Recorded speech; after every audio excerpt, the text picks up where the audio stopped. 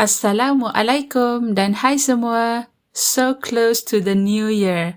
No study today, but I would like to say a few lines of pantun. Pantun in Malay is a form of Malay verse used to express intricate ideas and emotions.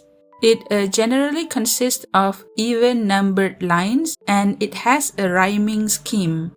For today, I will only use the shortest pantun, which is 2 lines of it, and the rhyming section is highlighted in green. Enjoy! 2023 hampir nak tamat. 2024 dah ada ke matlamat? Bila cuti, semua gembira. Jaga kesihatan, jangan dilupa. Hari ini hari Sabtu. Jangan tak cakap bahasa Melayu. 2023 tahun yang ceria. Terima kasih kepada semua.